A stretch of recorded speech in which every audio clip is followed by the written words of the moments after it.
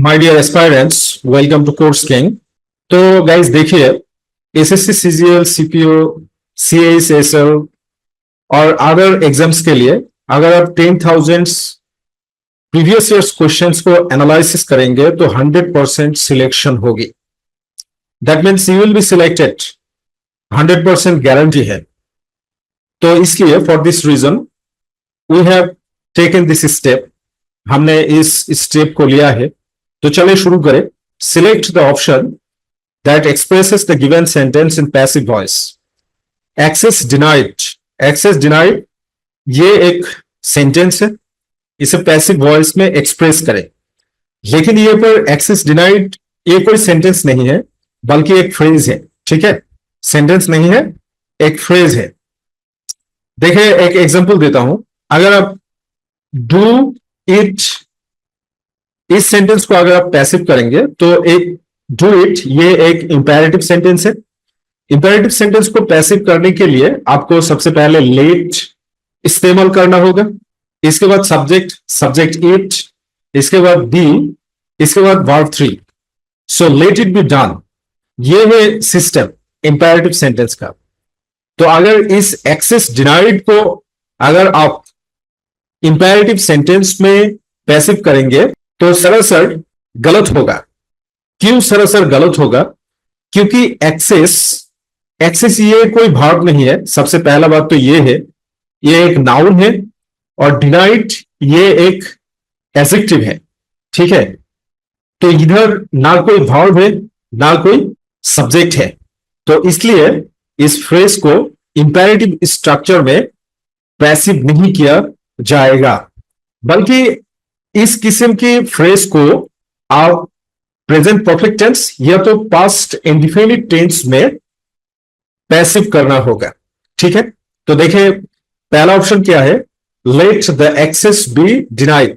देखिए access, access को subject बनाया, तो एक्सेस को अगर सब्जेक्ट बना दिया जाएगा तो ये तो इंपेरेटिव सेंटेंस नहीं है, क्योंकि इंपेरेटिव सेंटेंस में सबसे पहले भाग आता है। तो इधर एक्सेस को अगर आप सब्जेक्ट बना देंगे तो क्या ये भाव है? नहीं है। सेकंड सेंटेंस को देखें, इसलिए मैंने एक सिंपल एग्जांपल दिया, डू इट। डू इट क्या है? इंपेरेटिव सेंटेंस है, और हमने इंपेरेटिव सेंटेंस को पैसिव किया इस तरीके से, let it be done. So this is not correct. Okay, this is not correct answer. इसके बाद देखिए access is being denied, access को डिनाइड किया जा रहा है। लेकिन इस फ्रेज का मीनिंग क्या है? एक्सेस डिनाइड हो चुका है, एक्सेस डिनाइड हो चुका है, एक्सेस को वॉशिकर किया गया है। So this is not perfect according to the meaning और context. Let it be known that access will be denied, ये तो हो ही नहीं सकता। तो 4 नंबर में देखें, एक्सेस हैज बीन डिनाइड, ये बिल्कुल सही है, क्योंकि प्रेजेंट परफेक्ट स्ट्रक्चर में इस सेंटेंस को, इस फ्रेज को पैसिव मूड में एक्सप्रेस किया गया है। तो इसलिए मैंने क्या कहा था कि एक्सेस डिनाइड इस किस्म के फ्रेज को आप या तो प्रेजेंट परफेक्ट टेंस में पैसिव करेंगे और पास्ट इंडेफिनिट टेंस में आप पैसिव करेंगे। प्रेजेंट परफेक्ट टेंस का पैसिव स्ट्रक्चर क्या है? सबसे पहले सब्जेक्ट आता है, इसके बाद हैव और हैज, हैव और हैज सब्जेक्ट है अनुसर, इसके बाद बीन, इसके बाद वर्ब 3, और बाद में ऑब्जेक्ट। फाइनली क्या आता है? ऑब्जेक्ट आता है। अगर ऑब्जेक्ट नहीं है तो नहीं है, कोई बात नहीं। कोई सेंटेंस में अगर ऑब्जेक्ट नहीं रहेगा तो ऑब्जेक्ट की कोई जरूरत नहीं है। तो देखिए एक्सेस ये क्या है? सब्जेक्ट है, हैज बीन स्ट्रक्चर है, has been denied. So option number 4 is the right answer. Okay, next question. Select the most appropriate option to fill in the blank. Robin was, Robin ने देखा था, as जबकि the smoke धुएं, steadily धीरे धीरे और continuously लगातार, from the chimney, chimney से। सो इस गैप में एक ऐसा वर्ब बैठाना होगा जो वर्ब सेंटेंस का मीनिंग पूरा करेगा। लेफ्ट मतलब छोड़ देना, तो लेफ्ट को बैठाए, the smoke left steadily from the chimney. You know smoke नीचे से ऊपर जाता है, छोड़ नहीं देता है। ठीक है, नीचे से ऊपर जाता है, इसलिए लेफ्ट नहीं होगा। नेक्स्ट ऑप्शन देखिए, रोज। रोज मतलब धीरे धीरे ऊपर जाना, धीरे धीरे और ऊपर जाना, उठना, ठीक है। सो अगर आप रोज को बैठाएंगे एज द स्मोक रोज, जबकि धुएं उठ रहा था, नीचे से ऊपर जा रहा था स्टीडली, लगातार और धीरे धीरे, फ्रॉम द चिमनी, चिमनी से। सो option 2 is the right answer. बाकी जो ऑप्शन है ये ऑप्शन परफेक्ट नहीं है। ओके, तो आप जब पढ़ेंगे तो इस तरह से आपको एनालिसिस करके पढ़ना होगा, तब भी आपको सिलेक्शन मिलेगा, ठीक है। Next, select the most appropriate idiom to fill in the blank. इस ब्लैंक को फिल करने के लिए एप्रोप्रिएट इडियम को सिलेक्ट करना होगा। देखिए, despite their differences the two politicians decided to end work together for the greater good.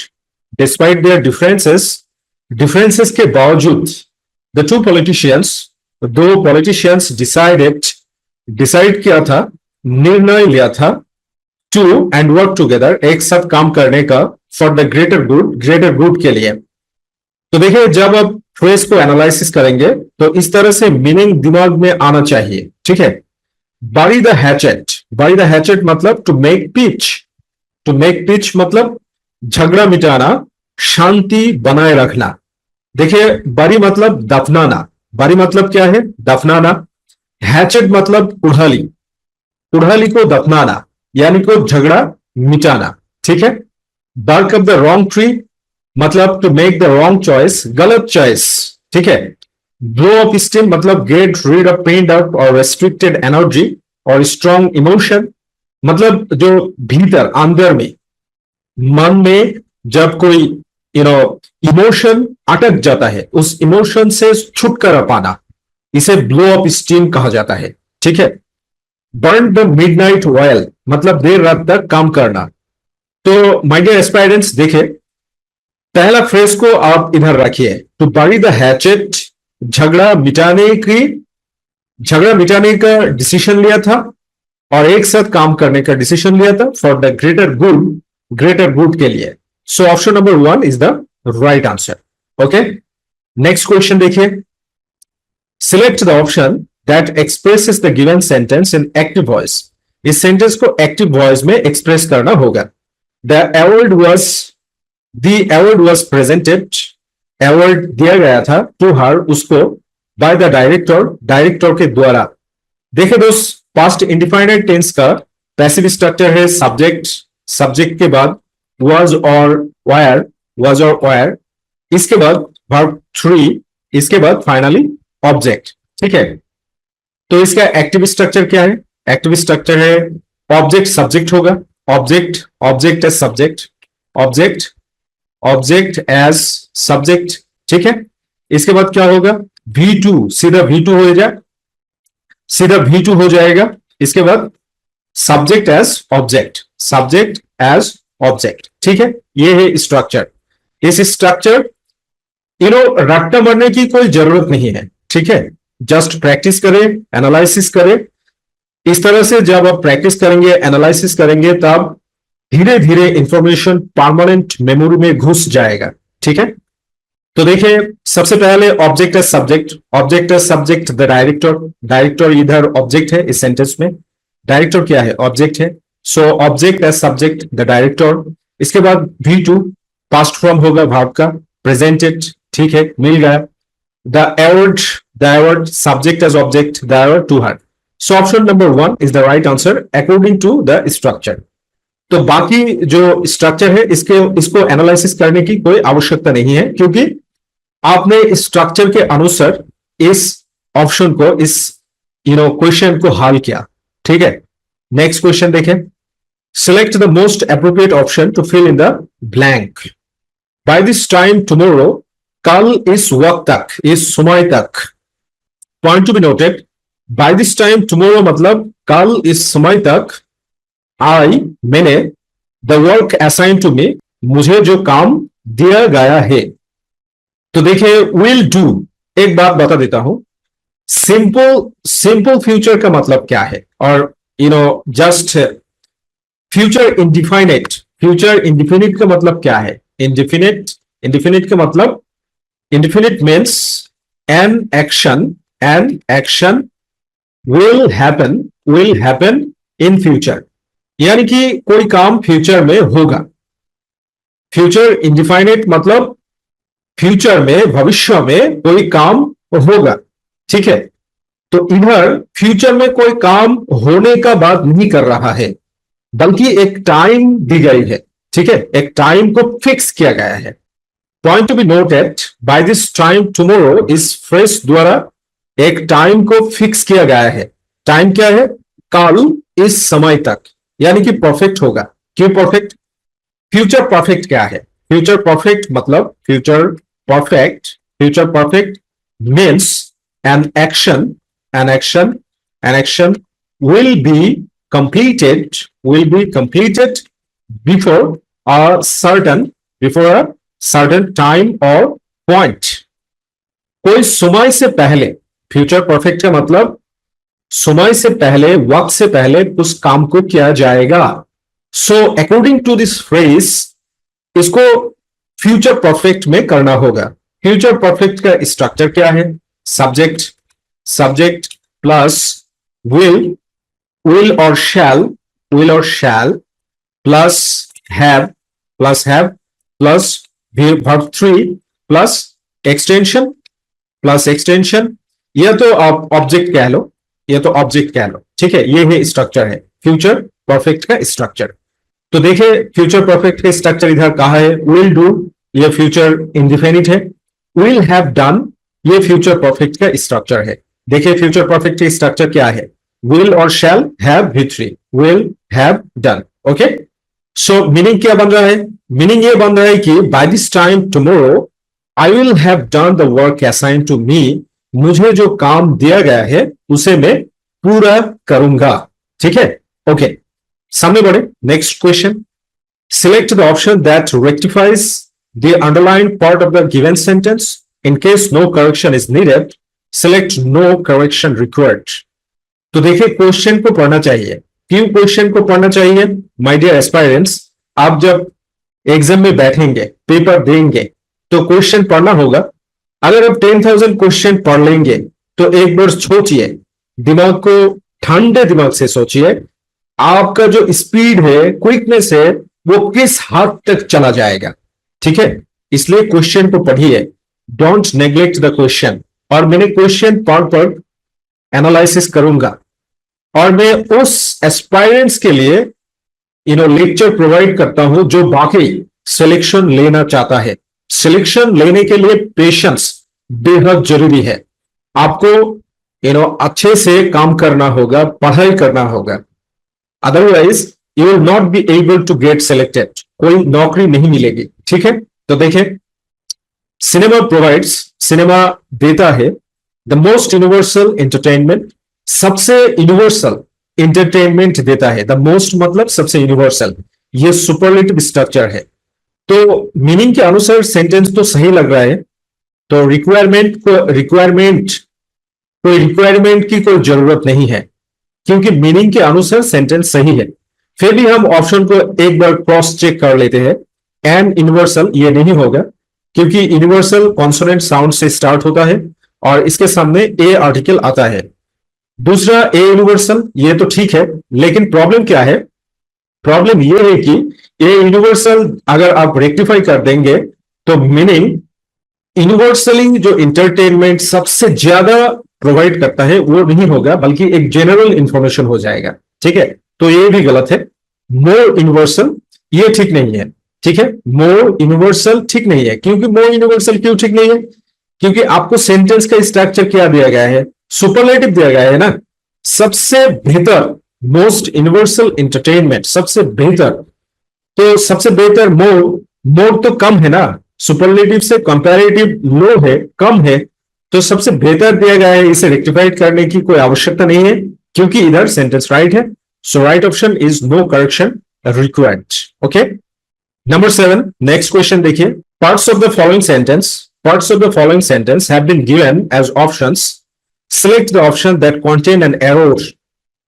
तो देखिए everyone should respect those parents, teachers and elders.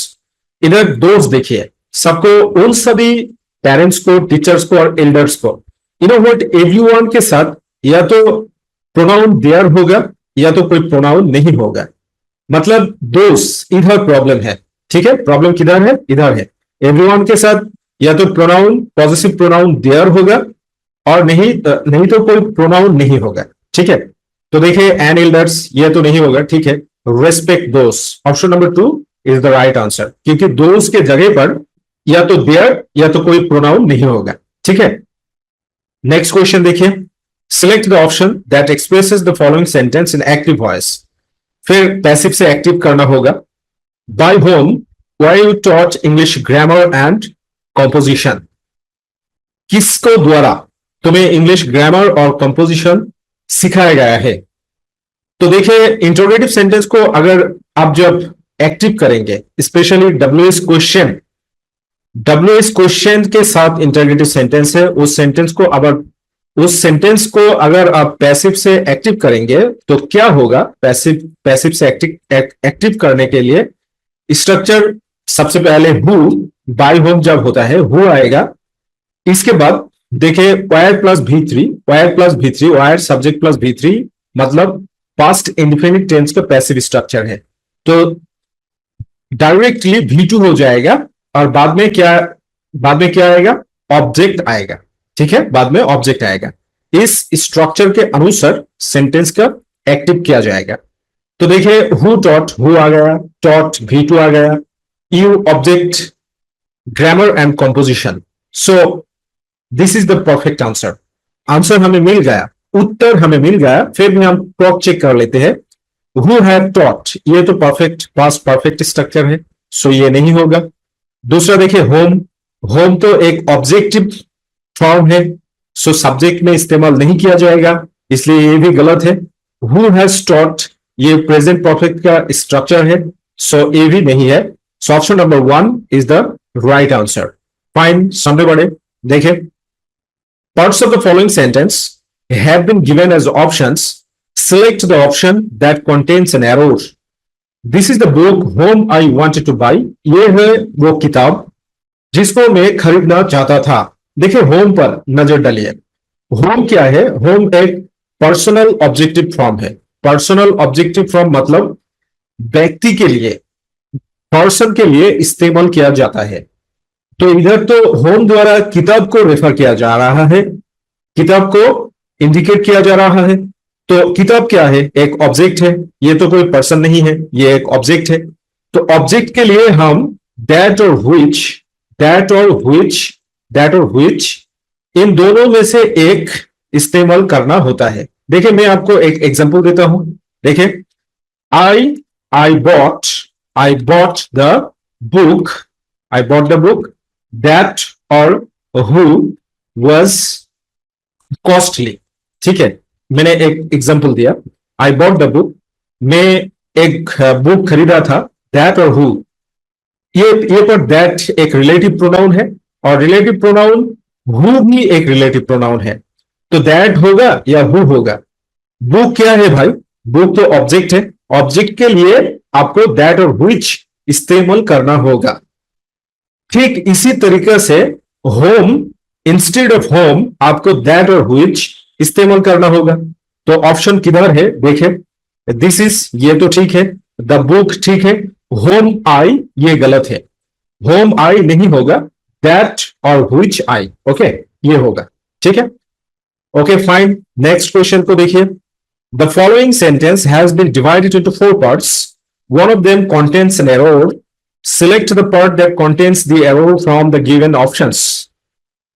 They were married happily before she quit her job. तो देखिए इधर before concept है, before के सामने एक sentence है, मैरिड हैप्पीली इस तक, शी क्विट हर जॉब इस तक एक सेंटेंस है। तो आपको बिफोर और आफ्टर इन दोनों कॉन्सेप्ट समझना चाहिए, क्योंकि ये दोनों सेंटेंस पास्ट टेंस में है। तो बात क्या है कि बिफोर के सामने ओके, बिफोर के बाद हमेशा सेंटेंस पास्ट इंडिफिनिट टेंस में होता है।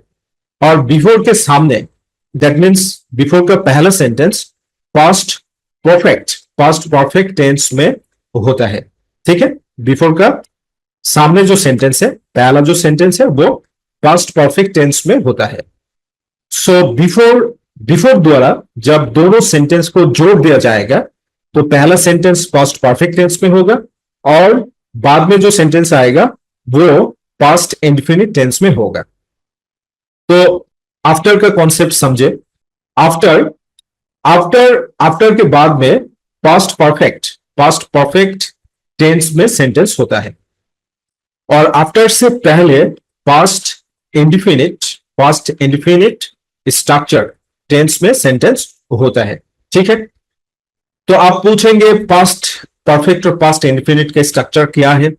पास्ट परफेक्ट का स्ट्रक्चर है subject plus had plus V3, ये एक्टिव स्ट्रक्चर है। ठीक है, हैड प्लस V3 ये एक्टिव स्ट्रक्चर है। और पैसिव स्ट्रक्चर क्या है, पैसिव स्ट्रक्चर है had plus been plus verb 3, ये एक्टिव स्ट्रक्चर है। और बाद में क्या आता है, एक्सटेंशन और ऑब्जेक्ट। ठीक है, एक्सटेंशन और ऑब्जेक्ट। तो पास्ट इंडेफिनिट टेंस के स्ट्रक्चर क्या है, पास्ट इंडेफिनिट टेंस के स्ट्रक्चर सब्जेक्ट प्लस V2, ये एक्टिव स्ट्रक्चर है। और पैसिव स्ट्रक्चर क्या है, वाज और wire plus verb 3 plus object. ठीक है, इन दोनों स्ट्रक्चर है। रट्टा मत मारो यार, स्ट्रक्चर को समझो, बार बार प्रैक्टिस करो। फंक्शनलाइज्ड करने का जरूरत है, फंक्शनलाइज्ड करने की बेहद जरूरत है। अगर आप फंक्शनलाइज्ड नहीं कर पाएंगे तो एग्जाम में, पेपर में कुछ नहीं कर पाएंगे जो रट्टा मार के कॉमन आएगा वो कर पाएंगे, तो उसे काम नहीं चलेगा। ठीक है, क्रिएटिव क्वेश्चंस को सॉल्व करना होगा सिलेक्शन लेने के लिए। सो दे वर मैरिड, इधर देखिए दे वर मैरिड, ये पास्ट इंडेफिनिट टेंस का पैसिव स्ट्रक्चर है। पास्ट इंडेफिनिट टेंस का पैसिव स्ट्रक्चर क्या है, वाज और वेयर प्लस वर्ब 3, तो वेयर और मैरिड वर्ब 3 है। सो पास्ट इंडेफिनिट टेंस में है, लेकिन कॉन्सेप्ट क्या है, बिफोर के पहला सेंटेंस पास्ट परफेक्ट टेंस में होगा। सो इधर प्रॉब्लम है, प्रॉब्लम किधर है, वायर में है, मैरिड में नहीं है, क्योंकि मैरिड तो V3 है ना। सो वायर में प्रॉब्लम है। तो वायर किधर है, option number A. So number 2 is the right answer. Okay, next question देखें। Select the most appropriate option in direct speech. तो देखिए डायरेक्ट स्पीच में मोस्ट अप्रोप्रिएट ऑप्शन को सिलेक्ट करना होगा। द प्रिंसिपल सेम ही, ये गलत है क्योंकि से के बाद हमेशा टू प्रेपोजिशन होता है। ठीक है, द प्रिंसिपल से टू मी, ये भी गलत है क्योंकि से के बाद हमेशा टू प्रीपोजिशन होता है जब ऑब्जेक्ट आता है। ठीक है, तो देखिए द प्रिंसिपल सेड टू आई, ये पर टू है लेकिन आई दिया गया है। आई क्या है, आई सब्जेक्टिव फॉर्म है, लेकिन प्रीपोजिशन के बाद हमेशा पर्सनल प्रोनाउन का ऑब्जेक्टिव फॉर्म आता है। तो आई सब्जेक्टिव फॉर्म है, इसलिए ये भी गलत है। तो देखिए 4 नंबर ऑप्शन में क्या है, the principal said to me, ये सही है। You are in charge of the admission cell. So the concept is that, concept क्या है, कॉन्सेप्ट है से के बाद टू प्रीपोजिशन आता है और टू प्रीपोजिशन के बाद हमेशा पर्सनल प्रोनाउन का ऑब्जेक्टिव फॉर्म होता है। ठीक है, पर्सनल प्रोनाउन का हमेशा क्या होता है, ऑब्जेक्टिव फॉर्म होता है। तो देखिए पर्सनल प्रोनाउन का ऑब्जेक्टिव फॉर्म क्या है, जैसे कि हिम, ही का ऑब्जेक्टिव फॉर्म है, हर, शी का ऑब्जेक्टिव फॉर्म है, मी, आई का ऑब्जेक्टिव फॉर्म है, आस, वी का ऑब्जेक्टिव फॉर्म है, देयर, दे का ऑब्जेक्टिव फॉर्म है। ठीक है, इस तरह से ऑब्जेक्टिव फॉर्म आना चाहिए, सब्जेक्टिव फॉर्म नहीं है, इसलिए option number 3 is not correct. Next question देखें। Select the option that will improve the underline part of the following sentence. He is taller and most handsome than his friend. देखिए he is taller, वो लंबे है, taller मतलब comparative, taller मतलब इधर comparative है, लेकिन मोस्ट हैंडसम पॉजिटिव में है। हालांकि इसके सामने द इस्तेमाल करना मैंडेटरी है। ठीक है, लेकिन मोस्ट हैंडसम ये किस में है, ये है सुपरलेटिव में। एक तरफ कंपैरेटिव, एक तरफ सुपरलेटिव, नाइंसाफी है भाई। क्योंकि पैरेललिज्म करना चाहिए। एंड द्वारा जब भी कोई सेंटेंस, फ्रेज और वर्ड्स को जोड़ दिया जाता है तब दोनों तरफ सेम फॉर्मेट में सेंटेंस और फ्रेज फ्रेज और वर्ड को इस्तेमाल किया जाता है। सो इधर टॉलर, टॉलर क्या है? टॉलर कंपैरेटिव है, लेकिन मोस्ट हैंडसम ये सुपरलेटिव फॉर्म में है, ये सही नहीं है। ठीक है, तो इसलिए देखें, ढूंढिए द मोर, ये तो नहीं होगा क्योंकि द मोर ये करेक्ट फॉर्मेट नहीं है। वेरी मोर ये भी नहीं होगा, लेकिन मोर देखिए, मोर होगा। ठीक है, मोर होगा। द मोस्ट नहीं होगा क्योंकि द मोस्ट द्वारा बेसिकली मोस्ट हैंडसम को रेक्टिफाई किया जा रहा है। लेकिन इधर या तो आप टॉलर को सुपरलेटिव कर दो या तो मोस्ट हैंडसम को कंपैरेटिव कर दो। 3 नंबर ऑप्शन द्वारा मोस्ट हैंडसम को मोर हैंडसम किया गया है, यानी कि कंपैरेटिव डिग्री किया गया है। ठीक है, इनो कॉन्सेप्ट को समझो, रट्टा मत मारो। ठीक है, रट्टा मत मारो। और एक बात बता देता हूं, जब देखिए हैंडसम, हैंडसम इस एडजेक्टिव में एक से ज्यादा सिलेबल है, और जब भी कोई एडजेक्टिव में एक से ज्यादा सिलेबल रहता है तब इसके कंपैरेटिव करने के लिए इसके सामने मोर ऐड कर देना चाहिए और सुपरलेटिव करने के लिए मोस्ट ऐड कर देना चाहिए। ठीक है, सुपरलेटिव करने के लिए मोस्ट ऐड कर देना चाहिए। नेक्स्ट क्वेश्चन देखिए, select the sentence which gives the most appropriate meaning of the given idiom. Bite the bullet, bite the bullet मतलब क्या है? देखिए, बाइट मतलब काटना, बुलेट मतलब गोली, गोली को काटना। गोली को काटना क्या आसान काम है? नहीं है, पेनफुल, डिफिकल्ट काम है। इसलिए बाइट द बुलेट मतलब क्या है? टू एंड्योर ए पेनफुल और difficult situation with courage and determination. मतलब ये है कि अगर अब जब कोई डिफिकल्ट और पेनफुल दर्द वाले सिचुएशन को टोलरेट कर रहे हो, सहन रहे हो, ठीक है, तब बाइट द बुलेट होता है। तो देखिए सेंटेंस में ऑप्शन में क्या है? Jack and Jill went up, गाया था, द हिल, पहाड़ों में, द हिल पहाड़ में, टू फेच ढूंढने के लिए, ए पेल ऑफ वाटर, पानी ढूंढने के लिए, ए पेल ऑफ वाटर ढूंढने के लिए पहाड़ में गाया था। ये कोई पेनफुल और डिफिकल्ट सिचुएशन नहीं है, ये नॉर्मल एक्टिविटी है। ठीक है, सेकंड नंबर ऑप्शन में देखिए, डिस्पाइट द पेन, दर्द के बावजूद, सरा डिसाइडेड, सरा ने निर्णय ली थी, to go ahead with the surgery. So इधर पेन है, so option 2 is the right answer. Okay, तो 3 नंबर देखिए, द शेफ प्रिपेयर्ड, शेफ ने तैयार किया था, ए डिलीशियस मील, एक मजेदार खाना, फॉर द गेस्ट, गेस्ट के लिए। तो डिलीशियस मील तैयार करना शेफ का प्रोफेशन है, इधर भी कोई दर्द नहीं है। द चिल्ड्रन प्लेड, चिल्ड्रन खेल रहा था, इन द पार्क, पार्क में, on A sunny day, sunny day में। तो ये तो इंटरटेनमेंट कर रहा था। ठीक है, so option number 2 is the right option, bite the bullet. ठीक है, नेक्स्ट क्वेश्चन देखिए, select the most appropriate option in the superlative degree that can substitute the underlined segment in the given sentence. This is the challenge task I have ever encountered. मेरे सामने अब तक ये सबसे challenging task है। Challenge ये पर noun format में है, इसे एडजेक्टिव करना पड़ेगा और सुपरलेटिव फॉर्म में, सुपरलेटिव डिग्री में करना पड़ेगा। तो देखो भाई, जब एक से ज्यादा सिलेबल रहता है, चैलेंज को सबसे पहले एडजेक्टिव कर ले, चैलेंजिंग, ये तो हो गया। तो चैलेंजिंग में कितना सिलेबल है? चैलेंजिंग में चैलेंजिंग 3 सिलेबल है। एक से ज्यादा जब सिलेबल रहता है एडजेक्टिव में, तब कंपैरेटिव करने के लिए इसके सामने मोर जोड़ दो, मोर चैलेंजिंग, मोर चैलेंजिंग। ठीक है, सुपरलेटिव करने के लिए मोस्ट जोड़ दो, मोस्ट चैलेंजिंग। तो सुपरलेटिव डिग्री के बारे में एक इंफॉर्मेशन और एक इंफॉर्मेशन जानना चाहिए, वो क्या है? हमेशा द इस्तेमाल किया जाता है सुपरलेटिव डिग्री के सामने। सुपरलेटिव डिग्री के सामने हमेशा द इस्तेमाल किया जाता है। ठीक है, सो मच चैलेंजिंग ये सुपरलेटिव नहीं है, ऑप्शन गलत है। मोर चैलेंजिंग ये कंपैरेटिव है, ऑप्शन गलत है। चैलेंजिंग ये पॉजिटिव है, ऑप्शन गलत है। सो मोस्ट चैलेंजिंग ये सुपरलेटिव है। So option number 4 is the right answer. और देखिए इधर तो द है। ठीक है, so the most challenging task I have ever encountered. SSC CGL, SSC द्वारा जो एग्जाम कंडक्ट किया जाता है उसका जो मजे है ना, मजा क्या है पता है? कि सिस्टमेटिकली क्वेश्चन किया जाता है। मतलब अगर कोई अच्छे से ढंग से प्रिपरेशन लेगा, खुद को प्रिपेयर करेगा, तो 100% मार्क्स गेन करने में कामयाब रहेगा।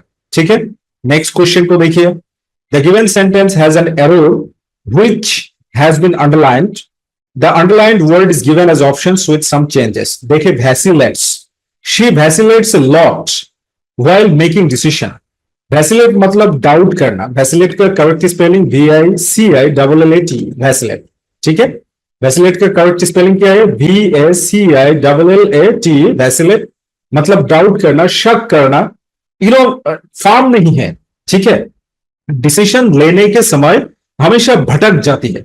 इस तरह की जब सिचुएशन होती है तब उसे वैसिलेशन कहा जाता है। ठीक है, वैसिलेट का नाउन वैसिलेशन है। मतलब क्या है? शी वैसिलेट्स अ लॉट, भटक जाती है, हमेशा भटक जाती है। व्हाइल मेकिंग एनी डिसीजन, कोई भी डिसीजन लेने के समय। सो वैसिलेट करेक्ट स्पेलिंग किधर है? VACILLATES, वैसिलेट्स। देखिए, वैसिलेट्स के साथ एस क्यों इस्तेमाल किया गया है?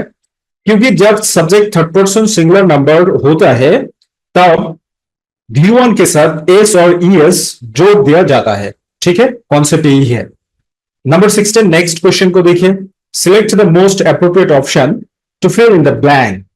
You use an to steer a board. You use, तुम इस्तेमाल करते हो टू स्टीयर अ बोर्ड, नाव चलाने के लिए। टू स्टीयर अ बोर्ड मतलब नाव चलाने के लिए।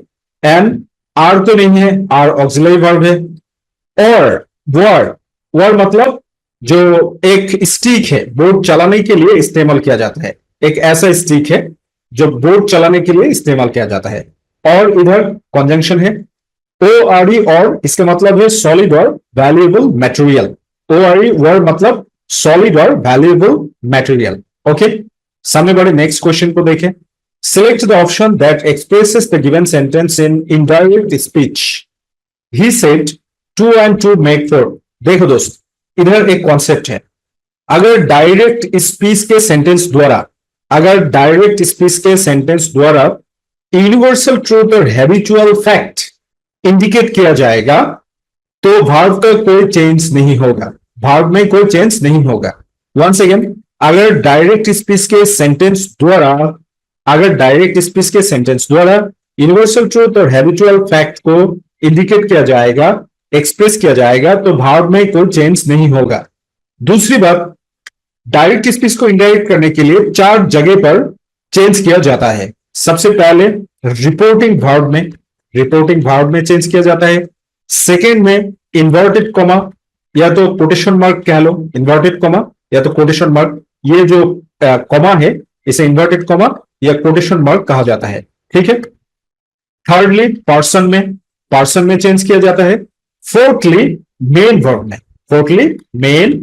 में चेंज किया जाता है। लेकिन इस सेंटेंस में कॉन्सेप्ट क्या है? इस सेंटेंस में कॉन्सेप्ट ये है कि अगर डायरेक्ट स्पीच द्वारा यूनिवर्सल ट्रूथ और हैबिचुअल फैक्ट एक्सप्रेस किया जाएगा तो वर्ब में कोई चेंज नहीं होगा। 2 and 2 make 4, 2-2-4 होता है, ये एक यूनिवर्सल ट्रूथ है। ठीक है, 2-2-4 होता है, ये यूनिवर्सल ट्रूथ है। सो वर्ब में कोई चेंज नहीं होगा। तो देखिए, ऑप्शन देखिए।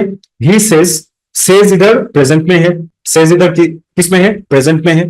तो जब प्रेजेंट में होगा ना, तो इधर रिपोर्टिंग वर्ब तो पास्ट में है, इसलिए नहीं होगा। सेज, फर्स्ट ऑप्शन गलत है। Second option, he said that, inverted comma उठ जाता है। सेंटेंस अगर असर्टिव होता है तो इन्वर्टेड कॉमा उठाकर दैट इस्तेमाल किया जाता है। He said that 2 and 2 make 4। So इधर भाव का कोई चेंज नहीं किया गया है। So option number 2 is the right answer according to the concept. Concept क्या है? डायरेक्ट स्पीच के सेंटेंस द्वारा अगर यूनिवर्सल ट्रूथ को एक्सप्रेस किया जाएगा तो भाव में कोई चेंज नहीं होगा। ठीक है, ओके, बाकी ऑप्शन गलत है। नेक्स्ट क्वेश्चन को देखिए। Read the given sentence carefully and fill in the blank by selecting the correct synonym of the word given in the brackets. Synonym, trivial मतलब मामूली।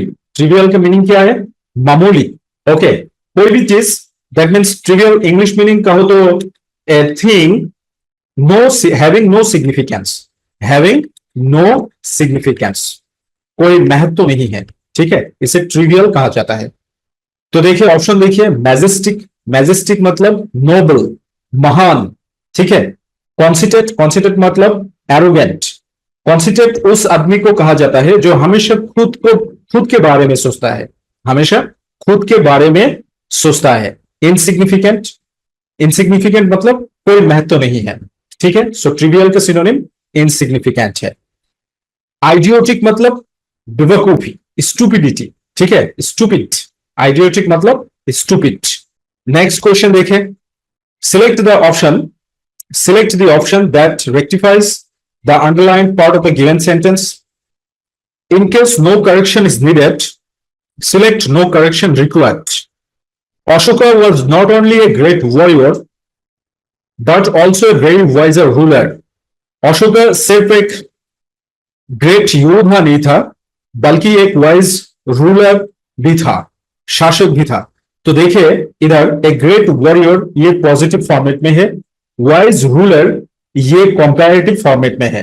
तो पैरेललिज्म के बारे में बात करें, बट एंड और, बट एंड और कंपाउंड कॉन्जंक्शन द्वारा अगर दो फ्रेज और वर्ड को जोड़ दिया जाएगा तो दोनों तरफ पैरेलल करना होगा। इधर कंपैरेटिव है, इधर पॉजिटिव है, इधर कंपैरेटिव है, तो पैरेलल नहीं है। या तो एक ग्रेट वॉरियर को कंपैरेटिव किया जाएगा या तो वाइजर रूलर को पॉजिटिव किया जाएगा, ठीक है। तो देखिए वाइज सबसे पहला ऑप्शन, फर्स्ट ऑप्शन ही वाइज कंपैरेटिव को पॉजिटिव किया गया है। So option 1 is the correct answer. More wise second option correct नहीं है, स्ट्रक्चर में गलती है। क्यों स्ट्रक्चर में गलती है? मैंने आपको बताया मोर जब एडजेक्टिव में मोर देन वन सिलेबल रहेगा, ठीक है, मोर देन वन सिलेबल। जैसे कि ब्यूटीफुल, देखो ब्यूटीफुल, ब्यूटीफुल एक एडजेक्टिव है, इधर कितना सिलेबल है इस एडजेक्टिव में? ब्यू एक सिलेबल, टी एक सिलेबल, फुल एक सिलेबल, 3 सिलेबल है। तो इसको कंपैरेटिव करने के लिए more, more beautiful, more beautiful, superlative करने के लिए मोस्ट ब्यूटीफुल, मोस्ट ब्यूटीफुल। तो वाइज एक सिलेबल है, ठीक है, एक सिलेबल, एक सिलेबल को, एक सिलेबल एडजेक्टिव को सुपरलेटिव और कंपैरेटिव करने के लिए, कंपैरेटिव करने के लिए ई आर और आर जोड़ दिया जाता है, सुपरलेटिव करने के लिए एस टी और सिर्फ टी जोड़ दिया जाता है, ठीक है। तो देखो मोर वाइज ये गलत है, नो करेक्शन रिक्वायर्ड ये भी गलत है, वाइजेस्ट सुपरलेटिव किया गया है। So option number 1 is the right answer, ठीक है। Next question, the following sentence has been divided into parts, one of them may contain an error, select the part that contains the error from the given options, if you don't find any error mark no error. तो देखो they want to live in the first floor of this building, they want to live, वो रहना चाहता है in first floor में of this building, इस building का। तो देखो इधर तो आर्टिकल मिस्टेक है, इन फर्स्ट फ्लोर को फिक्स कर दो, स्पेसिफिकली इंडिकेट करना चाहिए था, लेकिन स्पेसिफिकली इधर इंडिकेट नहीं किया गया है, ठीक है। इन फर्स्ट फ्लोर को स्पेसिफिकली इंडिकेट करना चाहिए था, लेकिन इधर नहीं इंडिकेट किया गया है, इसलिए गलती किधर होगा? फर्स्ट फ्लोर में होगा, क्योंकि इधर द आर्टिकल का इस्तेमाल करना जरूरी था, ठीक है, इस्तेमाल करने की जरूरत था द आर्टिकल की, ठीक है, लेकिन इधर द आर्टिकल इस्तेमाल नहीं किया गया है, इसलिए इन द फर्स्ट फ्लोर में गलती है, इन द फर्स्ट फ्लोर होना चाहिए था ऑफ दिस बिल्डिंग, ये ठीक है, live in the first floor. So option number 2 is the right answer. Okay. Okay. Next question देखिए. The given sentence has an error. Choose the option that corrects the error. Throw a rounder stone to create a ripples in the water. Throw, फेंको a rounder stone, एक गोल पत्थर to create करने के लिए ripples, लहरें in the water, पानी में। तो देखिए a rounder stone, rounder comparative form में है। कंपैरेटिव मतलब तुलना, तुलना करने के लिए हम कंपैरेटिव इस्तेमाल करते हैं, लेकिन इस सेंटेंस में तुलना किसके साथ है? किसी के साथ नहीं है, तो इसलिए ए राउंडर स्टोन ये गलत है, राउंडर स्टोन नहीं होगा, ठीक है। राउंडर स्टोन क्यों नहीं होगा? क्योंकि तुलना नहीं है, तुलना नहीं है इसलिए पॉजिटिव होना चाहिए। थ्रो ए राउंड स्टोन, एक गोल पत्थर फेंको, टू क्रिएट रिपल्स, लहरें क्रिएट करने के लिए, पैदा करने के लिए, इन द वाटर, पानी में। सो देखिए, थ्रू द राउंडेस्ट स्टोन, ये पॉजिटिव, ये सुपरलेटिव है, तो ये भी गलत है। देखिए, कंपैरेटिव हम किसके लिए इस्तेमाल करते हैं? सेंटेंस एग्जांपल देता हूं, ठीक है। जैसे कि he is taller than he him, he is taller than him, और he is the he is the tallest man in the village, गांव के सबसे लंबे आदमी है। सो इधर टॉलेस्ट मतलब गांव में सबसे लंबे आदमी, और टॉलर मतलब दोनों के बीच कंपेयर किया जा रहा है। सो पॉजिटिव में कोई कंपेयर नहीं है, ठीक है, मॉडिफाई करके कंपेयर करना पड़ता है पॉजिटिव में। लेकिन कंपैरेटिव और सुपरलेटिव सिर्फ और सिर्फ कंपैरिजन के लिए इस्तेमाल किया जाता है। इसलिए rounder stone, rounder comparative format में है, कंपैरेटिव नहीं होना चाहिए था, पॉजिटिव होना चाहिए था। सो throw a more rounder stone, ये तो स्ट्रक्चर गलत है, क्योंकि राउंड का कंपैरेटिव राउंडर है, मोर लगा दिया गया है, ये स्ट्रक्चर में गलती है। Number 3, throw a more round stone, a भी स्ट्रक्चर में गलती है, ठीक है। So option 4, throw a round stone to create ripples, throw a round stone to create ripples in the water, पानी में पत्थर फेंको लहरें पैदा करने के लिए। So option number 4 is the right answer. Next question देखिए, select the option that arranges the given words to form A grammatically correct and meaningful sentence. The students eagerly, बेसब्री से, देयर उसके awaited मतलब इंतजार कर रहे थे, रिजल्ट्स परिणाम। तो देखो भाई, एक परफेक्ट सेंटेंस के स्ट्रक्चर क्या है? सबसे पहले सब्जेक्ट, इसके बाद वर्ब, इसके बाद एक्सटेंशन या तो ऑब्जेक्ट कह लो, ठीक है, ये है परफेक्ट स्ट्रक्चर। तो इसमें तो परफेक्ट स्ट्रक्चर नहीं है। द स्टूडेंट्स सब्जेक्ट है, eagerly एडवर्ब है, देयर पॉजिटिव प्रोनाउन है, awaited वर्ब है, रिजल्ट्स नाउन है, और ऑब्जेक्ट है। तो परफेक्ट स्ट्रक्चर में नहीं है, परफेक्ट स्ट्रक्चर में अरेंज करो। तो पहला ऑप्शन क्या है? The awaited eagerly, awaited verb है, eagerly एडवर्ब है, तो परफेक्ट स्ट्रक्चर नहीं है।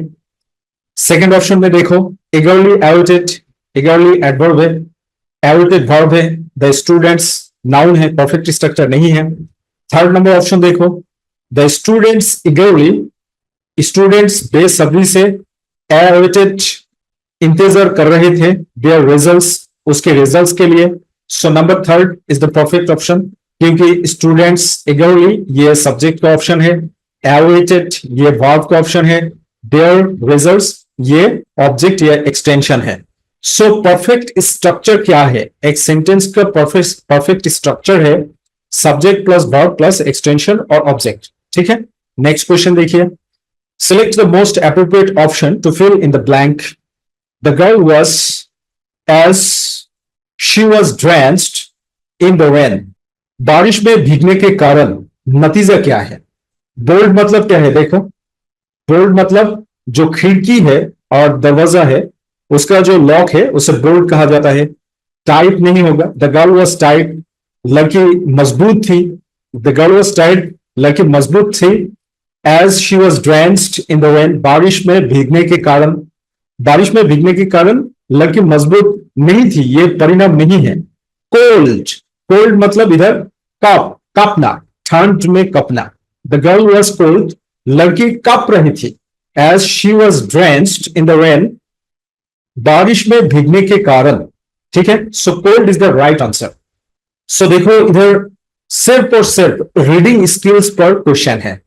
सो रीडिंग स्किल्स बढ़ाने के लिए रीडिंग पढ़ना चाहिए, समरी पढ़ो, न्यूज़पेपर पढ़ना सबसे अच्छा तरीका है रीडिंग स्किल्स बढ़ाने का, ठीक है। सो रीडिंग स्किल्स बढ़ाने के लिए हर दिन न्यूज़पेपर पढ़ना चाहिए, ठीक है, हर दिन एटलीस्ट 30 मिनट्स न्यूज़पेपर पढ़ना चाहिए। नेक्स्ट क्वेश्चन देखो, select the option that expresses the given sentence in indirect speech. Direct में है, इनडायरेक्ट में बदलना होगा। He said I bought this book for my brother. I bought मैंने कीना था, दिस बुक इस किताब को, फॉर माई ब्रदर मेरे भाई के लिए। देखो इधर V2 है, कॉन्सेप्ट बता देता हूं, ठीक है। मेन वर्ब कैसे चेंज किया जाता है। अगर डायरेक्ट स्पीच में V1 रहते हैं तो इनडायरेक्ट में V2 करना पड़ता है। अगर डायरेक्ट में V2 रहता है तो इनडायरेक्ट में हैड प्लस V3 होता है। अगर डायरेक्ट में हैव और हैज, अगर डायरेक्ट में हैव और हैज होता है तो इनडायरेक्ट में हैड किया जाता है। अगर डायरेक्ट में डू और डाज होता है तो इनडायरेक्ट में डीड किया जाता है, ठीक है। इस तरह से V1 को V2, V2 को हैड प्लस V3। तो बॉट इधर V2 में है, पास्ट फॉर्म में है, तो डायरेक्ट में क्या किया जाएगा, had plus V3। Do know, he said that he has bought, गलत, हैज है, गलत। दूसरा ऑप्शन, he said that he buy V1 present form में है, गलत। He said that he had bought हमें मिल गया हैड plus V3। so this is the right answer, option number 3 is the right answer। okay, concept को समझे। कॉन्सेप्ट क्या है, डायरेक्ट में V1 V2 बन जाता है, इनडायरेक्ट में V2 हैड प्लस V3 बन जाता है, हैव हैज हैड हो जाता है, डू डज डिड हो जाता है, ठीक है। नेक्स्ट क्वेश्चन देखो, the following sentence has been split into 4 segments. Identify the segment that contains a grammatical error। तो देखो, we have seen that movie before। we के साथ have होता है, has नहीं होता है। बिल्कुल आसान क्वेश्चन है। सो गलती किधर है, has seen, क्योंकि have seen होना चाहिए था। सो option number 4 is the right answer. Okay, next question देखो, parts of the following sentence have been given as options। select the option that contains an error। The speaker's emphasis वक्ता का जोर is on the present day problems पर that are being faced, जो face किया जा रहा है by ordinary men of India, by ordinary men आम लोगों द्वारा of India, भारत के। देखो are being faced, ये प्रेजेंट कॉन्टिन्यूअस टेंस का, ये प्रेजेंट कॉन्टिन्यूअस टेंस का पैसिव स्ट्रक्चर है और दैट रिलेटिव प्रोनाउन है। रिलेटिव प्रोनाउन द्वारा प्रेजेंट डे प्रॉब्लम्स को इंडिकेट किया जा रहा है, तो दैट द्वारा प्रेजेंट डे प्रॉब्लम्स को एक्सप्रेस किया जा रहा है, इंडिकेट किया जा रहा है। तो आर प्लूरल वर्ब है, ये ठीक है।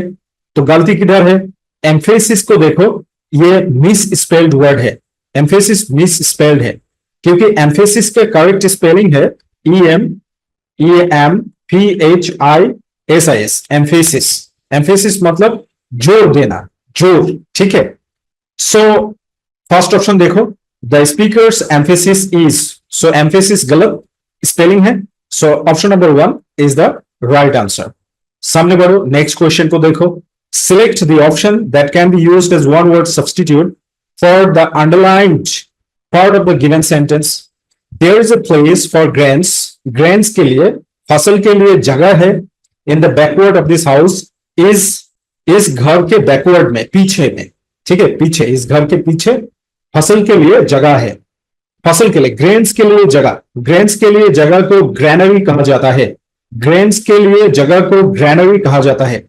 डॉर्मेटरी क्या है, डॉर्मेटरी मतलब स्टूडेंट हॉस्टल, स्टूडेंट्स हॉस्टल, ठीक है। एपियरी मतलब शेल्टर ऑफ बीस, मधुमक्खियों के शेल्टर, आश्रय, ठीक है। ग्रैनरी मतलब ग्रेन्स के लिए जगह। सो option number 3 is the right answer. Archive मतलब हिस्टोरिकल डॉक्यूमेंट्स, ओके। आर्काइव मतलब historical documents. So option number 3 is the right answer.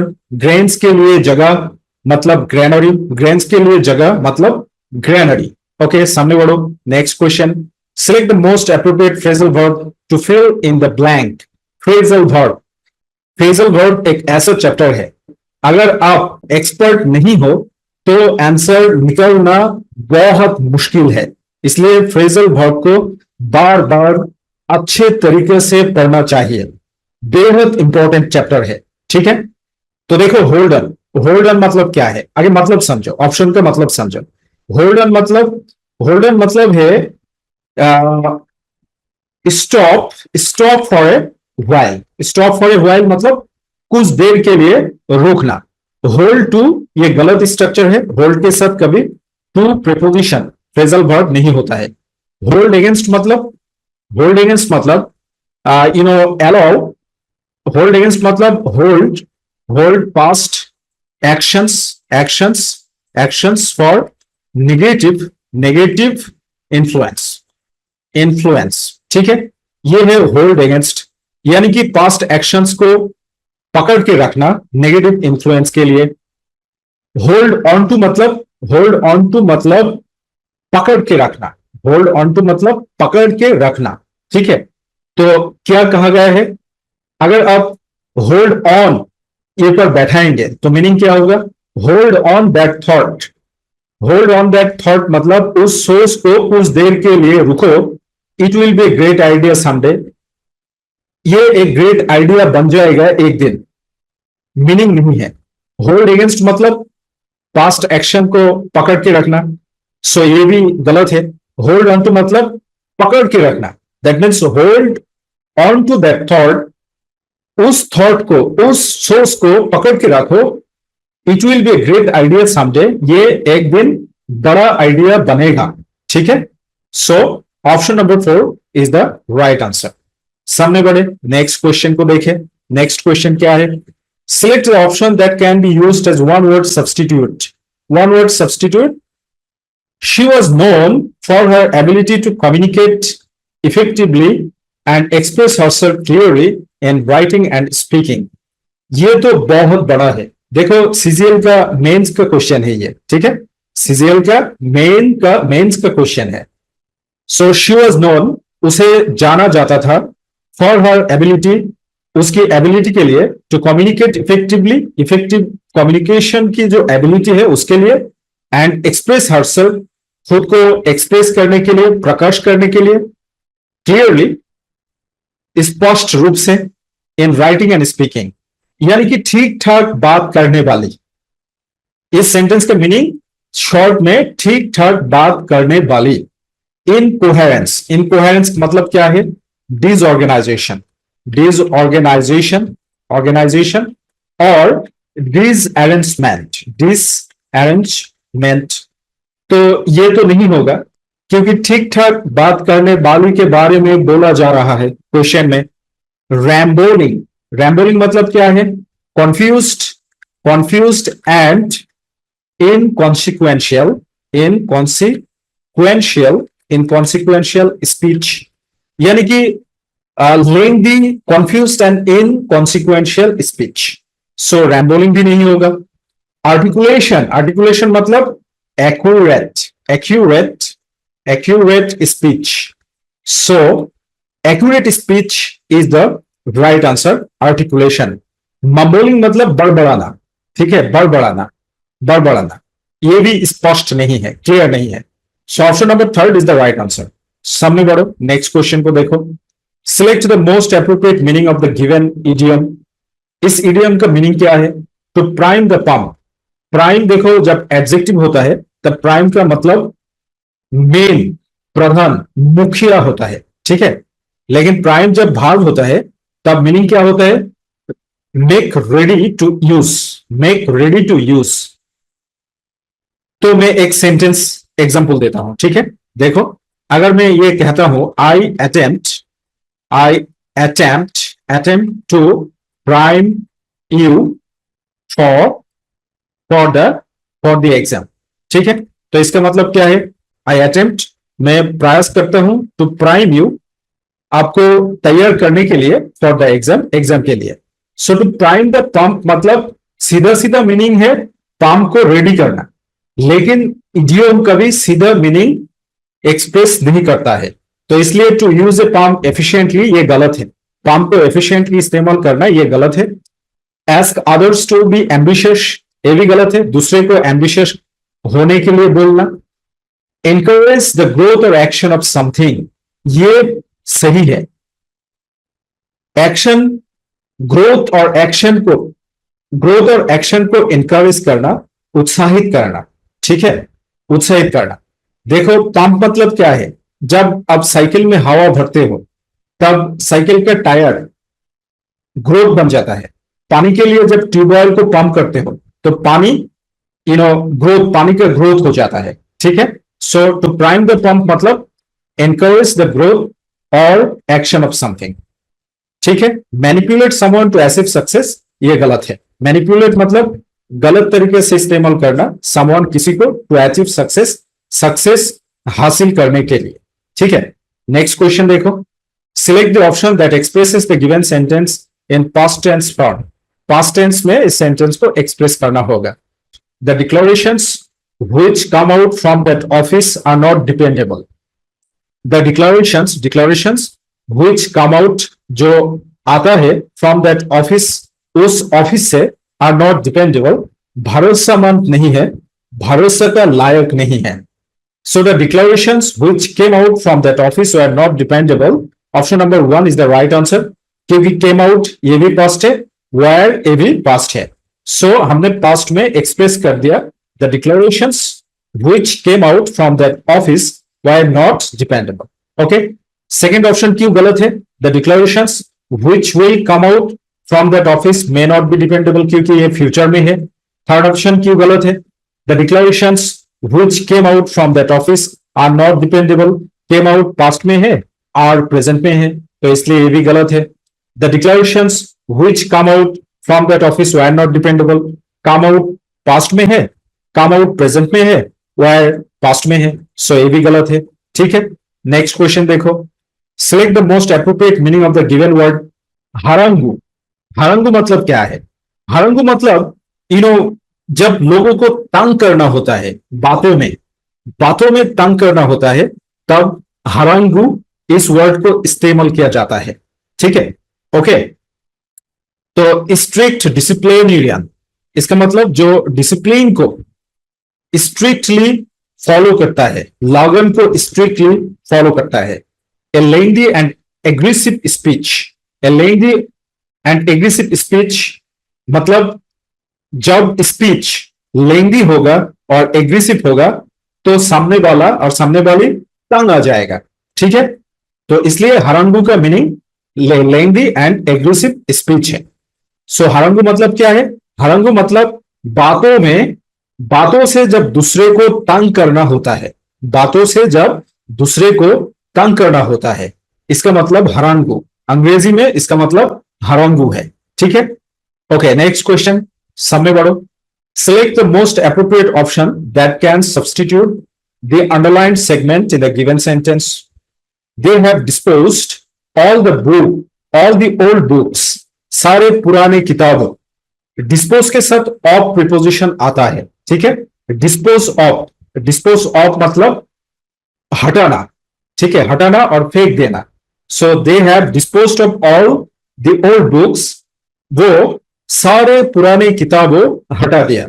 So disposed of, option number 3 is the right answer. 34 next question को देखो, a detailed, select the option that can be used as one word substitute पूछा।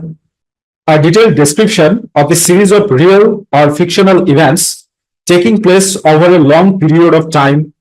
तो देखो इधर, ए detail description, एक विस्तार से वर्णना, of a series of real और फिक्शनल इवेंट्स, वास्तविक और काल्पनिक घटनाओं का एक विस्तार, डिस्क्रिप्शन, टेकिंग प्लेस जो घट रहा है, over a long period of time से, लेंथी टाइम से जो चला आ रहा है। तो देखो केस स्टडी मतलब क्या है, इन्वेस्टिगेट करना, केस स्टडी मतलब इन्वेस्टिगेट करना। सगा मतलब क्या है, सगा मतलब स्टोरी, हिस्टोरिकल स्टोरी, सगा मतलब हिस्टोरिकल स्टोरी। जर्नल मतलब रिपोर्ट। विटनेस तो नहीं होगा, ठीक है, जब फिक्शनल और रियल इवेंट्स टेकिंग प्लेस होता है तब विटनेस नहीं होता है, ठीक है। So saga is the right option. Saga मतलब क्या है? सागा मतलब स्टोरी, ठीक है। सागा, तो सागा किसको कहा जाता है? जब कोई रियल और फिक्शनल इवेंट्स लेंथी टाइम से चल रहा है, उसे सागा कहा जाता है, ठीक है। नेक्स्ट क्वेश्चन देखो। The sentence given below has one misspelled word. Spot the incorrectly spelled word and select its correct spelling. So देखो, last bench students are mysterious. Mysterious ये मिसस्पेल्ड है, क्योंकि मिस्टेरियस नहीं है, मिस्टेरियस होते हैं, ठीक है। रहस्यमय, मिस्टेरियस मतलब रहस्यमय। बाय नेचर, बाय नेचर रहस्यमय होता है लास्ट बेंच स्टूडेंट्स। सो मिस्टेरियस स्पेलिंग क्या है? Mysterious spelling MYSTERIOUS। मैं लिख देता हूं MYSTERIOUS, मिस्टेरियस, रहस्यमय, ठीक है। तो देखो किधर है, MIS गलत, MIS गलत, MYSTI गलत, MYSTERIOUS, mysterious. So option number 4 is the right answer. Next देखो, select the incorrectly spelled word. Incorrectly spelled word कौन सा है? रीजनेबल, यह सही है। ब्लेस्ड सही है। लॉफेबल सही है। प्रोफेन ये गलत है। प्रोफेन स्पेलिंग क्या है? PROFAN, profane. इस प्रोफेन का मतलब है religious criticism. Religious criticism, PROFAN, इस प्रोफेन का मतलब है रिलीजियस क्रिटिसिज्म, यानी कि धर्म को आलोचना करना, ठीक है, धर्म को आलोचना करना। नेक्स्ट क्वेश्चन देखो। Select the most appropriate option that can B substitute the bracketed segment in the given sentence. Substitute करना होगा, ठीक है। The river following under the bridge. देखो फॉलोइंग क्या है? फॉलोइंग जिरंड है। फॉलोइंग या तो जिरंड नहीं तो प्रेजेंट पार्टिसिपल। सो सेंटेंस का स्ट्रक्चर क्या है? सेंटेंस का स्ट्रक्चर है subject plus verb plus extension. ये एक प्रॉपर सेंटेंस का स्ट्रक्चर है। तो सब्जेक्ट के बाद ये पर जिरंड और पार्टिसिपल प्रॉपर नहीं है, तो प्रॉपर बनाना होगा, ठीक है। वॉज फ्लो ये गलत है। क्यों गलत है? क्योंकि हमेशा याद रखना, फ्लो के बाद वॉज और वायर, वॉज और वायर के बाद यह तो भार्ब के साथ भार्ब प्लस आईएनजी होगा, भार्ब प्लस आईएनजी और भार्ब 3 होगा, ठीक है। तो ये पर देखो, वॉज के बाद क्या है? फ्लो है, यानी कि प्रेजेंट फॉर्म है।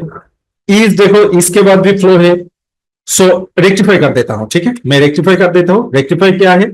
Am is are was were, am is are was were. इसके बाद भार्ब प्लस आईएनजी होगी, या तो V3 होगी, ठीक है। आईएनजी या तो V3। क्यों? Am is are was were के बाद जब भार्ब प्लस आईएनजी होता है तब एक्टिव मूड में सेंटेंस रहता है, और जब V3 होता है तब पैसिव मूड में सेंटेंस रहता है। सो ये स्ट्रक्चर भी गलत है। फ्लोज ये परफेक्ट है, क्योंकि देखो रिवर, नदी क्या करता है? द रिवर फ्लोज, नदी बहती है। अंडर द ब्रिज के नीचे से नदी बह रहा है और बहा है, ठीक है। सो इस पॉइंट ये भी गलत है, क्योंकि मीनिंग के अनुसार ये स्ट्रक्चर ठीक है, लेकिन मीनिंग के अनुसार ये ठीक नहीं है। ओके, नेक्स्ट क्वेश्चन देखो। Select the most appropriate synonym of the underlined word. Interlinked, interlinked का सिनोनिम क्या है? इंटर मतलब क्या है? इंटर मतलब पूरा, लिंक मतलब कनेक्शन। सो इंटरलिंक्ड मतलब कंप्लीट कनेक्शन, आपस में कनेक्शन, ठीक है। सेवियर मतलब क्या है? सेवियर मतलब डिफिकल्ट है। सेवियर मतलब क्या है? डिफिकल्ट। सेवियर मतलब डिफिकल्ट, ठीक है। फ्री मतलब क्या है? फ्री मतलब आजाद, मुक्त, ठीक है। इंटरलेस्ड मतलब आपस में कनेक्शन। कंटिन्यूअस तो नहीं होगा, ठीक है, कंटिन्यूअस तो नहीं होगा। देखो इस ऑप्शन में सिर्फ अब सेवियर का मीनिंग आपको पता है तो आप आसानी से इंटरलिंक का सिनोनिम ढूंढ पाएंगे। कंटिन्यूअस नहीं होगा, क्योंकि कंटिन्यूअस क्या है? कंटिन्यूअस जो चल रहा है। इंटरलिंक्ड मतलब आपस में कनेक्शन, कनेक्टेड है। फ्री मतलब नहीं है। Interlaced is the right option. Interlaced मतलब आपस में कनेक्शन। ओके, सामने बढ़ो, next question. Select the option that can be used as one word substitute for given group of words. One word substitute, a person who compiles a dictionary. एक आदमी जो dictionary को compile करता है, लिखता है. तो देखो पहला ऑप्शन क्या है, बिब्लियोफाइल. बिब्लियोफाइल मतलब क्या है, बुक लवर्स. बिब्लियोफाइल मतलब बुक लवर्स. ओके, बिब्लियोफाइल मतलब बुक लवर्स. प्लेगियरिस्ट मतलब स्टीलिंग अदर्स राइटिंग. सो प्लेगियरिस्ट कौन है, जो दूसरे के जो अदर्स राइटिंग को चोरी करता है. ठीक है. लेक्सिकोग्राफर मतलब जो डिक्शनरी कंपाइल करता है. सो देखो कॉन्सेप्ट क्या है. सो आइकोनोक्लास्ट मतलब क्या है, आइकोनोक्लास्ट मतलब a person who attacks on religious belief. जो रिलीजियस बिलीफ पर अटैक करता है उसे आइकोनोक्लास्ट कहा जाता है. सो लेक्सिकोग्राफर मतलब a person who compiles a dictionary. Okay, सामने बढ़ो. Next, select the most appropriate antonym of the word sophisticated from the given sentence. sophisticated का सिनोनिम क्या है. सोफिस्टिकेट मतलब मॉडर्न, नोबल, हाई. ठीक है, से हाई रैंक्ड. ठीक है, हाई रैंक. ठीक है. सो देखो, the tribe had no access to modern technology और रिसोर्सेस. तो देखो सोफिस्टिकेट मतलब पता है मॉडर्न, तो मॉडर्न मिल गया है हमें. मॉडर्न ऑप्शन में है क्या, है मॉडर्न 4 नंबर पर. So modern is the right answer. Techniques नहीं होगा, टेक्नोलॉजी नहीं होगा. प्रिमिटिव मतलब क्या है, आदिम, प्राचीन, एंशियंट. प्रिमिटिव का सिनोनिम क्या है, एंशियंट. ठीक है, प्रिमिटिव का सिनोनिम. ओके, सामने बढ़ो. select the most appropriate option that can be substitute the underlined segment in the given sentence. The management is not beware of this fact. beware को replace करना होगा. देखो दोस्त, beware वर्ब है. beware क्या है, वर्ब है. तो देखो गलती किधर है, गलती एम इज और वॉज वर के बाद या तो वर्ब का आईएनजी होगा या नहीं तो वर्ब 3 होगा. तो ये तो गलती है. इधर एक एडजेक्टिव लाना होगा. इस सेंटेंस का मीनिंग है the management is not bear of this fact. मतलब मैनेजमेंट को इस फैक्ट के बारे में जानकारी नहीं है. मैनेजमेंट को इस फैक्ट के बारे में जानकारी नहीं है. सो बीवर टू नहीं होगा क्योंकि ये वर्ब है, गलत है. सो अवेकनिंग टू भी नहीं होगा क्योंकि अवेकनिंग टू मतलब जानकारी नहीं है. अवेकनिंग टू मतलब जानकारी नहीं है. वॉचफुल विद ये भी नहीं होगा क्योंकि वॉचफुल विद मतलब कॉशियस, क्लेवर. ठीक है, वॉचफुल विद मतलब कॉशियस और क्लेवर. सो अवेयर ऑफ मतलब जानकारी. So option number 4 is the right answer, aware of जानकारी. So the management is not aware of this fact मतलब मैनेजमेंट को इस फैक्ट के बारे में जानकारी नहीं है. नेक्स्ट क्वेश्चन देखो. Select the option that expresses the given sentence in passive voice. बहुत आसान है. She is laughing at me. She is laughing at me present continuous tense में है. She is laughing at me. Present continuous tense का active structure क्या है, active structure subject plus am, is, are subject के अनुसार. ठीक है, plus verb plus ing plus object. ये प्रेजेंट कॉन्टिन्यूअस टेंस का active structure. Present continuous tense का पैसिव स्ट्रक्चर क्या है, पैसिव स्ट्रक्चर है ऑब्जेक्ट एज सब्जेक्ट. ठीक है, इसके बाद एम इज आर सब्जेक्ट के अनुसार. इसके बाद बीइंग प्लस वर्ब 3. इसके बाद सब्जेक्ट एज ऑब्जेक्ट. ठीक है, इस स्ट्रक्चर के अनुसार सेंटेंस को पैसिव करना होगा. देखो मी ऑब्जेक्ट है, तो मी ऑब्जेक्ट क्या होगा, ऑब्जेक्ट है सब्जेक्ट होगा. तो आई हैड बीन, ये गलत है. I am being laughed eight bye her. So option number 2 is the second, option number 2 is the right option क्योंकि एम इज आर सब्जेक्ट के अनुसार होगा.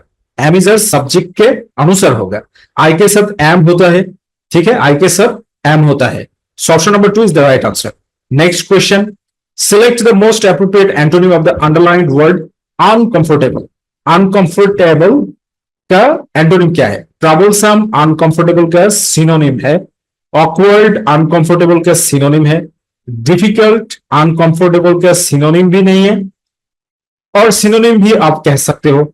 सो इज फुल अनकंफर्टेबल का एंटोनिम इज फुल है, ठीक है। इज फुल अनकंफर्टेबल का antonym है। सो इज फुल मतलब वेरी इजी, आसान, ठीक है।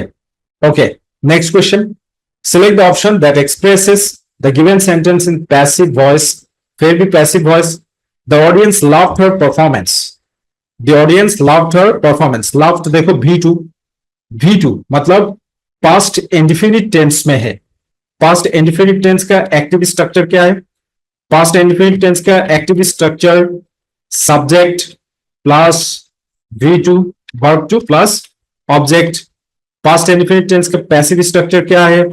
Passive structure object as subject, object as subject plus was or were plus verb 3 plus subject as object. So इस स्ट्रक्चर के अनुसार पैसिव करना होगा। तो देखो इस स्ट्रक्चर कहाँ है? ऑब्जेक्ट क्या है? हार्ड परफॉर्मेंस किधर सब्जेक्ट है? द ऑडियंस, ये गलत है। हार्ड परफॉर्मेंस देखो इधर हार्ड परफॉर्मेंस सब्जेक्ट है। was loved, ये was were प्लस V3, ठीक है, by the audience. So option number 2 is the right answer. Okay, next question देखो, choose the antonym of the word effervescent in the given sentence. Sentence के अनुसार एवरवेसेंट का antonym क्या है? एवरवेसेंट मतलब ग्लोरियस, चमकना। एवरवेसेंट मतलब ग्लोरियस, चमकना। So Sonali is bubbly and carefree. Bubbly and carefree मतलब अपने तरीके से जिंदगी जीती है। In comparison to her sister, Mital is subdued nature. So effervescent मतलब बबली एंड केयरफ्री का synonym effervescent. So subdued nature, subdued is the antonym of एवरवेसेंट।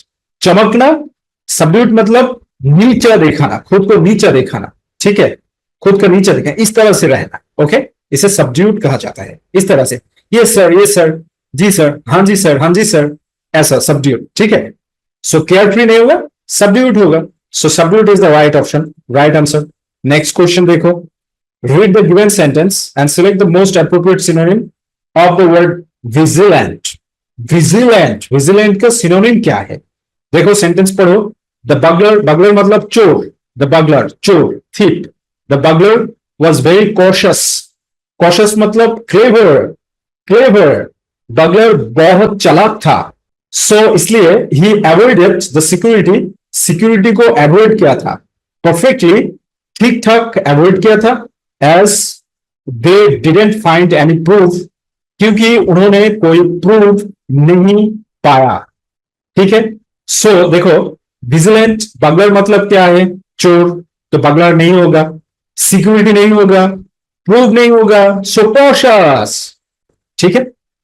देखो next question, filthy antonym filthy. So barren नहीं होगा, बैरन मतलब जिधर कोई फसल नहीं प्रोड्यूस होता है, ठीक है। डिग्निफाइड नहीं होगा। क्लीन, फिल्दी का एंटोनिम क्लीन है, ये एक्सप्लेन करने की कोई जरूरत नहीं है। देखो फिर भी मैं बता देता हूं, डिग्निफाइड मतलब महान, ऑनरेबल, ठीक है, प्रेस्टिजियस। इंट्रिकल मतलब एसेंशियल, इनएविटेबल। ओके, नेक्स्ट सामने बढ़ो। Back against the wall, back मतलब पीछे, against the wall, back against the wall मतलब वॉल के बिल्कुल पीछे, दीवार के बिल्कुल पीछे। यानी कि दीवार के बिल्कुल पीछे मतलब एक ऐसी सिचुएशन जो बहुत डिफिकल्ट है, और स्केप करना, भागना भी बहुत डिफिकल्ट है, ठीक है। मान लो कि कुछ लोग तुम्हें घेर लिया, ठीक है, तो तुम पीछे हो, तो भागना क्या आसान होगा या मुश्किल होगा? So back against the wall मतलब एक ऐसी सिचुएशन जिससे भागना बहुत डिफिकल्ट है, मुश्किल है। तो देखो, be in a difficult situation from where escape is difficult. So this is the right answer, क्योंकि एक ऐसी सिचुएशन है जिधर से भागना मुश्किल है, ठीक है। Next, select the grammatically correct sentence. Grammatically correct sentence को सिलेक्ट करो। It is a old uniform, ये गलत है क्योंकि ओल्ड के सामने एन आर्टिकल आता है, ये गलत है। It is old uniform but memorable thing for me. देखो मेमोरेबल के सामने क्या है, ए आर्टिकल है, लेकिन ओल्ड के सामने कोई आर्टिकल नहीं है, यानी कि स्ट्रक्चर गलत है, पैरालेलिज्म नहीं है। क्योंकि एंड बर्ट और येट एज वेल एज द्वारा, एंड बर्ट और येट एज वेल एज द्वारा जब कोई फ्रेज और वर्ड को कनेक्ट किया जाता है तब दोनों तरफ सेम स्ट्रक्चर मेंटेन किया जाता है। ठीक है, सो इधर आर्टिकल है, इधर नहीं है। It is the old uniform but memorable, ये भी गलत है क्योंकि इधर आर्टिकल है ओल्ड के सामने, लेकिन मेमोरेबल के सामने कोई आर्टिकल नहीं है। सो 4 नंबर ऑप्शन देखो, it is an old uniform but memorable thing for me. अगर जब तीनों ऑप्शंस गलत है तो एक ही ऑप्शन बचता है और वो सही होता है। ठीक है, okay. Next, select the most appropriate antonym of the given word इनेट। इनेट मतलब जब कोई चीज किसी को नेचुरली मिलता है। इनेट मतलब जब कोई चीज किसी को नेचुरली मिलता है। ठीक है, इनेट मतलब जब कोई चीज किसी को नेचुरली मिलता है। सो एक्वेटिक मतलब जालियो, जालियो मतलब वाटर प्लांट्स, एक्वेटिक मतलब water plants. Okay, water plants, right, water plants. Natural मतलब इनेट का सिनोनिम। रिप्लेट मतलब भरपूर, रिप्लेट मतलब क्या है, भरपूर। सो लर्न्ड, सीखना, लर्न मतलब सीखना। सो इनेट का ऑपोजिट क्या है, एंटोनिम क्या है, सीखना। ठीक है,